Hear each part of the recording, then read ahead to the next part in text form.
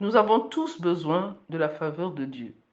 Beaucoup de chrétiens courent à la recherche de la faveur de Dieu sans savoir que nous l'avons déjà. Le problème, c'est le fait que nous ne laissions pas Dieu agir afin que cette faveur se manifeste. La faveur de Dieu a un grand impact dans nos vies. À partir du moment où le Saint-Esprit habite en nous, Dieu est avec nous et sa faveur nous accompagne. Nous devons voir la manifestation de celle-ci dans tous les domaines de notre vie. Mais cela dépend de notre attitude. De par notre identité de sujet de gloire, car l'Esprit de gloire habite en nous, nous sommes appelés à régner.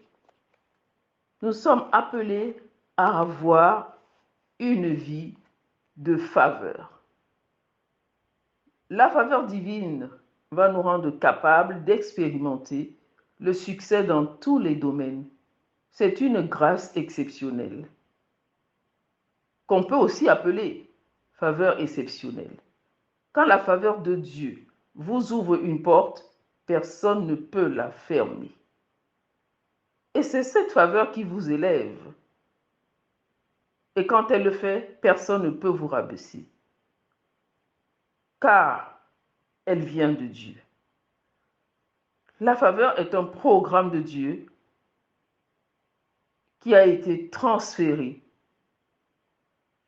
Vous voyez bien, Joseph, il est parti de la prison pour arriver au palais et ainsi devenir gouverneur en Égypte en très peu de temps, en 24 heures.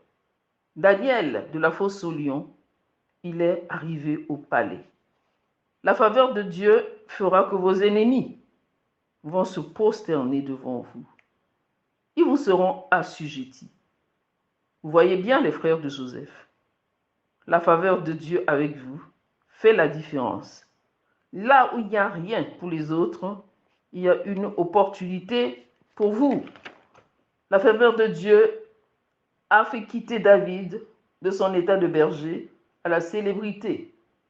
Quand la faveur de Dieu est sur votre vie, les gens montreront un intérêt pour vous sans que vous les forciez. Elle amène les gens à vous localiser et à vous accorder vos droits.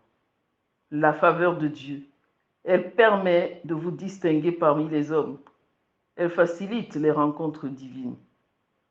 Mais il y a des conditions pour être dans la disposition de pouvoir la recevoir. Premièrement, vous devez être un ami de Dieu. La faveur et la miséricorde accompagnent toujours un ami de Dieu. Deuxièmement, vous devez mener une vie de sainteté. Pratiquez et vivre dans la sainteté, car sans la sanctification, nul ne peut voir Dieu. Sans la sainteté, pas de faveur divine. Troisièmement, vous devez être une bénédiction pour les autres. Et quatrièmement, vous devez faire un don sacrificiel. David était toujours déterminé de donner à Dieu quelque chose qui lui coûtait cher. Regardez le sacrifice d'Abraham. Dieu lui a demandé son fils. Soyons toujours du côté de ceux qui font que la faveur de Dieu puisse se manifester dans leur vie. Elle est à notre portée, car Dieu veut le faire envers chacun de nous, afin que son nom soit glorifié. Soyez abondamment bénis.